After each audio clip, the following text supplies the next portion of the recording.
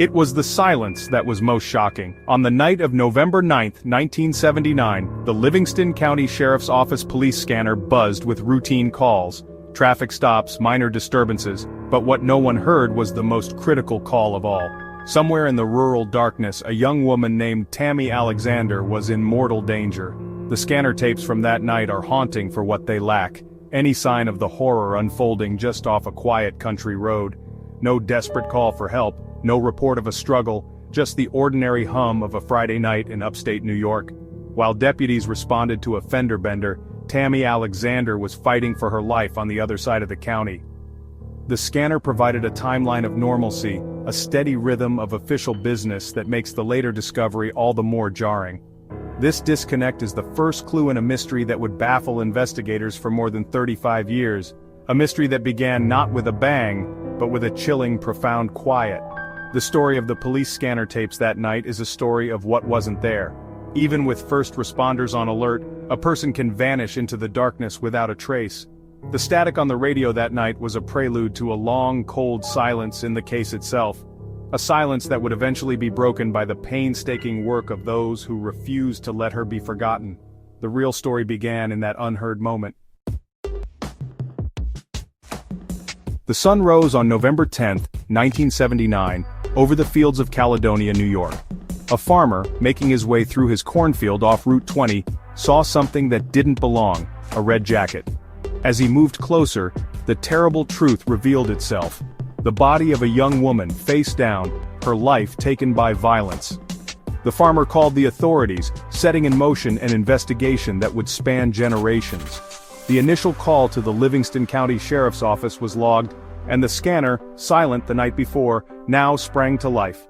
All available units respond to a report of a possible 10:55 female victim in a cornfield off Route 20.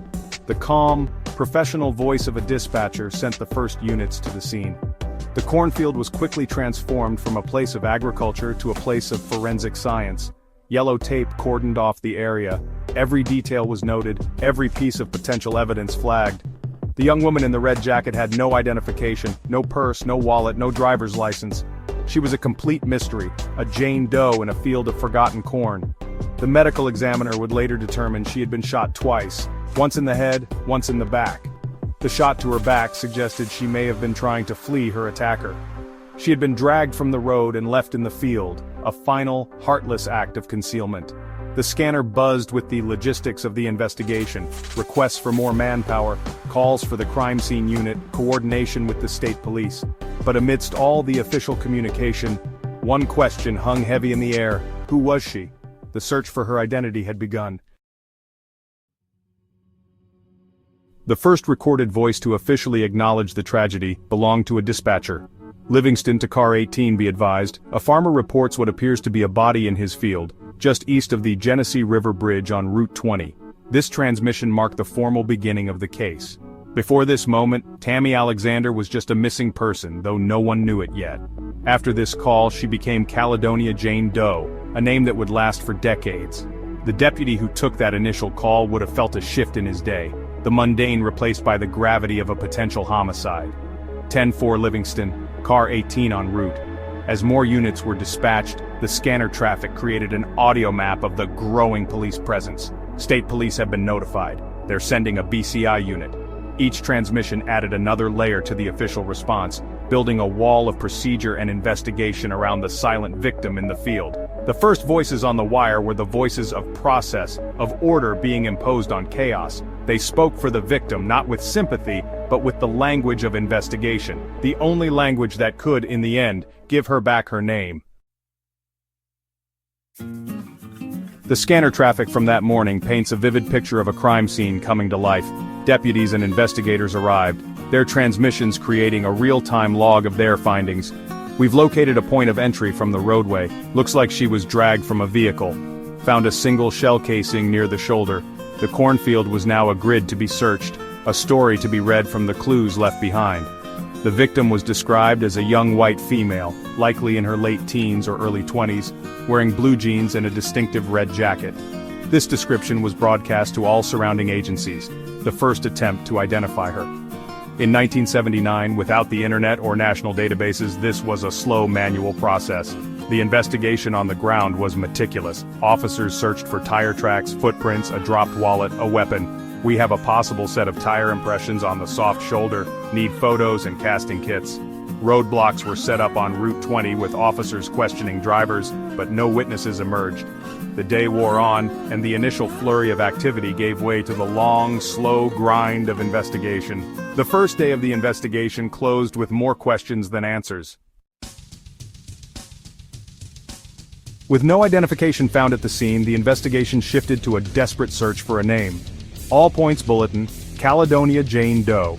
White female, approximately 16 to 20, 5'3", 120 pounds, brown eyes, brown shoulder-length hair.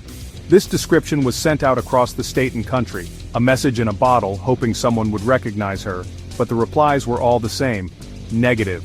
Investigators checked dental records, released a sketch, and followed up on every possible lead. Car 12 responding to a call from a citizen who thinks they might recognize the sketch. Will advise. The lead did not pan out.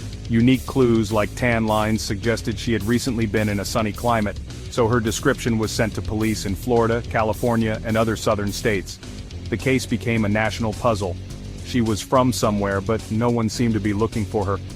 How could a young woman simply vanish without anyone raising an alarm? The days turned into weeks, and the weeks into months. The scanner traffic about the case grew less frequent. The initial urgency was replaced by the cold, hard reality of a case going cold. She was buried in a grave marked simply Jane Doe.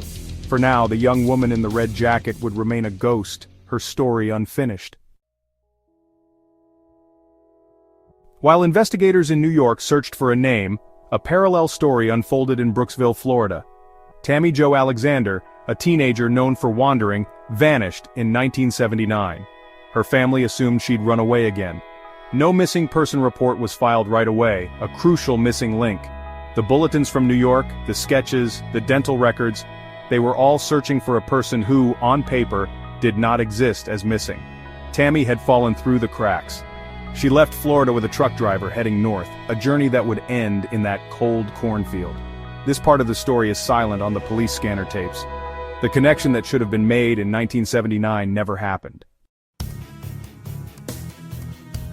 For decades, the case of Caledonia Jane Doe was the definition of a cold case. The file sat on a shelf, a constant reminder of a crime unsolved and a life unidentified. Every few years, a new detective would inherit the file, chase down new leads, and hit the same wall. Without a name, there was no past to investigate, no motive to uncover. The scanner tapes from the original investigation were archived, a time capsule of the first 48 hours.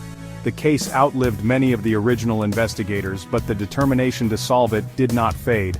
Advances in technology offered new hope. The case was entered into the FBI's national database and DNA was extracted and uploaded to CODIS. But still, there was nothing, no matches, no hits.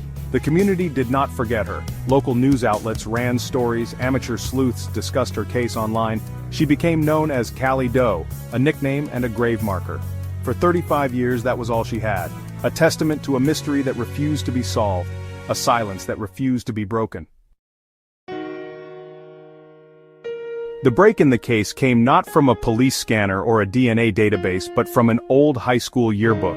In 2014, a former classmate of Tammy Alexander's from Brooksville, Florida, began to wonder what had happened to her.